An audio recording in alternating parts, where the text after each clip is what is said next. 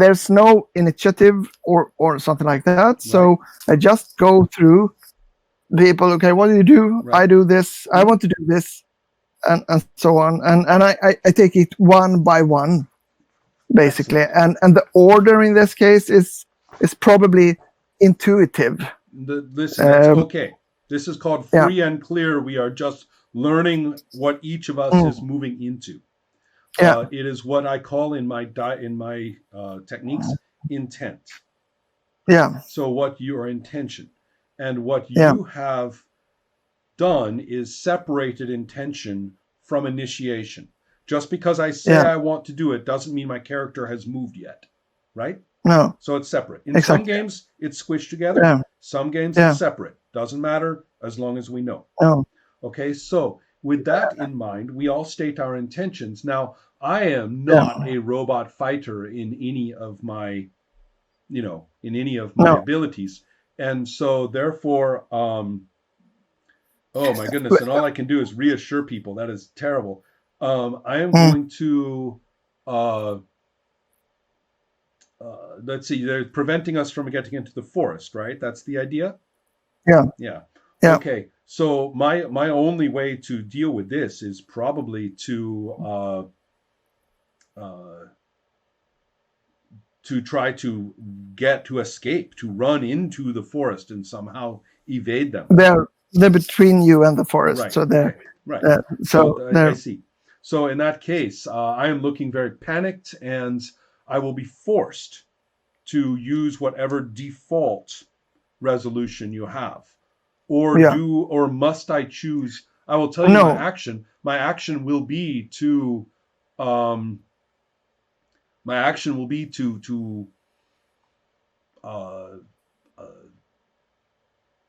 try to hide between or behind my tougher companions. And so I am if they are fighting robots, I am like this, behind them. And maybe I can I can reassure them that we are meant to get through.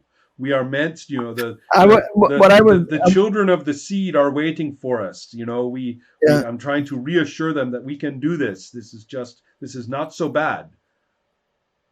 What I would interpret that is that you're not actively doing something. You're trying to help the others. Correct.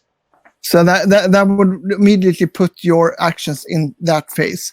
So then I would look for everyone else. One of the other ones is a badass and is fighting the so it's kind of and what he's saying is it's maybe not established anything that he's actually good at fighting, but he has a lot of things on his character sheets that tells him, kind of implies that is a fighting kind of. He's aggressive that can do it. And maybe remember we have been playing for a little bit, and maybe we have established some flags that say he is tough. Okay. And the flags are something else, but never mind. Let's take that. That's meta play. So what he does is that I'm going to crush the biggest robot that seems to be the robot leader. Fine, I say, and then I ask the third player, what are you trying to do? Yes, I will try to see that we have an escape route. I will fix our boat or whatever that is broken. So he's doing something complete. So that means that your character, the zoologist, are helping, reassuring him. Yes. That basically means that you add one die to his. There's a +1 die.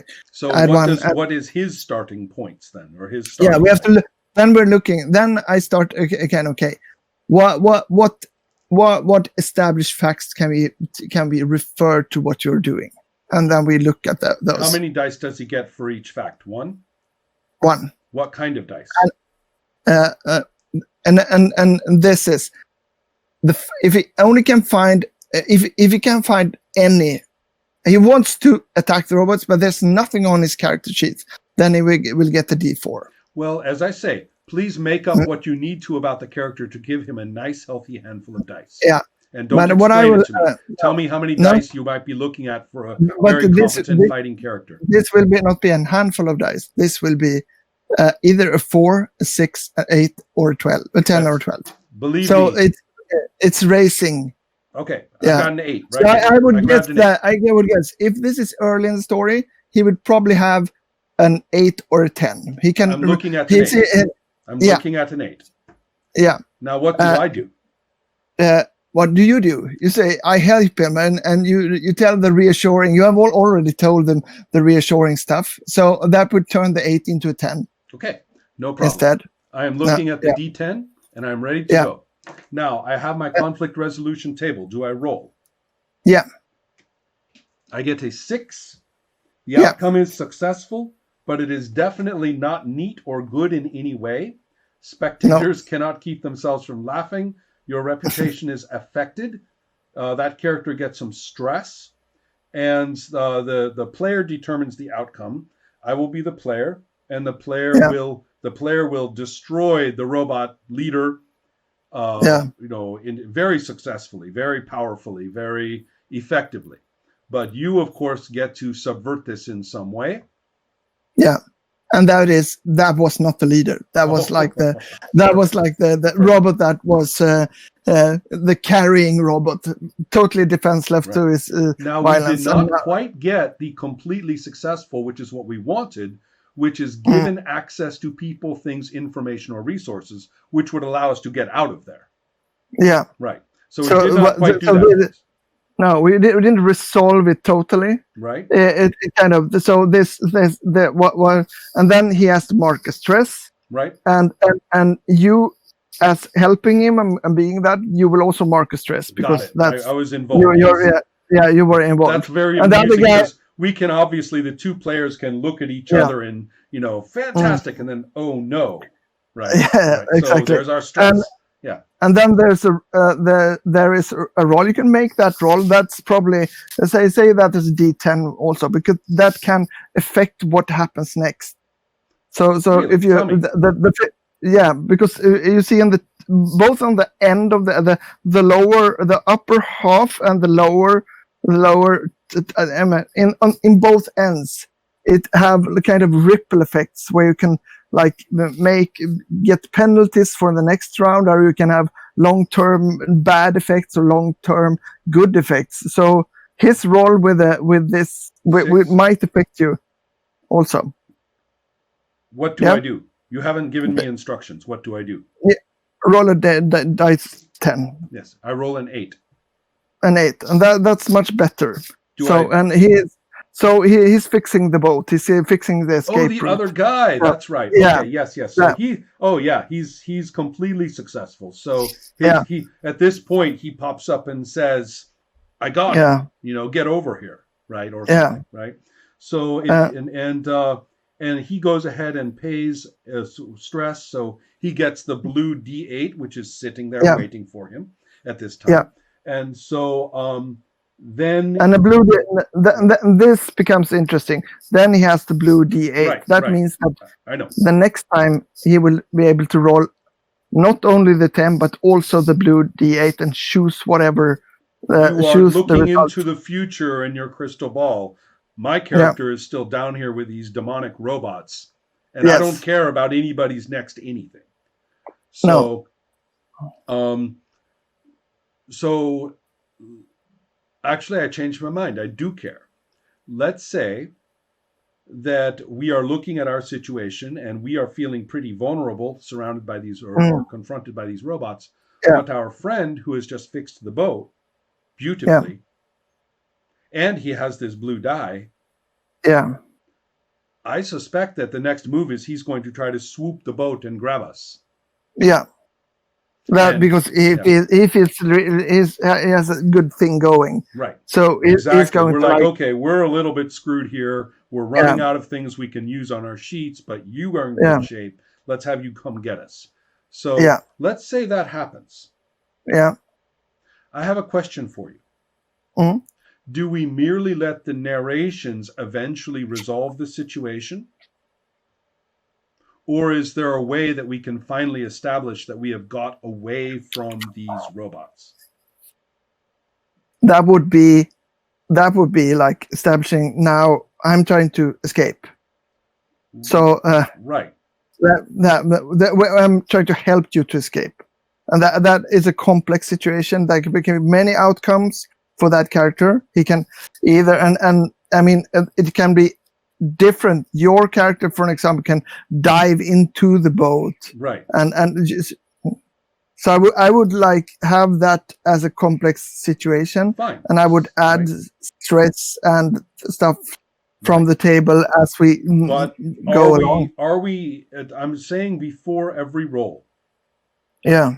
Do we know that this is a make or break situation to get to fully resolve our situation? A make or break roll. Oh, I don't think so. I don't think that's clear to anyone. Okay. I think that's so it will only. So this is actually kind of a risk. Okay. Yeah. That when somebody makes a roll and they make their contribution to the narration. Yeah. That they think that they have said, okay, now we're safe from the robots. Oh, yeah. But then what about when the GM says, oh, guess what? They all have little helicopters and they all fly up with you. Yeah. And the player says, well, fuck you, man. I just made that roll. I went to a lot of work. I spent my stress or got all this stress, and I don't want you to put helicopters on the robots. No. That's irritating. Quit that. No. I got out. That's my comment that I made on YouTube. Which one? That's about, I think the one that about defining the criteria of the hazard. Yeah. That's basically that. Oh, right. Understanding Yes, when do you resolve this hazard? When do we know that the roll is going to actually, or when is there a chance that this roll will actually do it this time? No, exactly. Yeah. And what I also see that when I'm trying to explain this to you is that it's pretty unclear. If I'm a game master here, it's pretty unclear when I as the opponent like push forward and like, because it's the outcome of the players that determines what happens to. I completely understand that the narration and the ways that the narration can be the player affecting the GM affecting the player. And it's also quite difficult. Well, I will say one thing that makes that a little bit more difficult to determine, and I know this is an English translation, the words success and failure are quite tricky, because if you are referring to the action of destroying a robot, that is one thing. If you are talking about removing the robot's leadership, that is another. Yeah. And by me saying I go after the head robot, and the action table saying you completely succeed, and then it's true that you did a wonderful reversal of, the situation by having that not be the leader, that makes sense, but it also means I failed. I didn't succeed. Wow. So you see, this is a very what I'm trying to get at. I'm not criticizing you, because frankly it's hilarious. But what matters is when we go into a resolution, the only thing we have to gauge our concept of success and failure is what your character has done, and that's a good thing. But you can't overturn a dice. You can't overturn the dice outcome with a narration. No. So that's what I mean by resolution. You have rules for talking and rolling, but it's not quite clear to me how resolution comes out of it in a way that I can trust. So how would you define success in this case? In this case, we have to think in terms of how much of the overall situation can I actually achieve.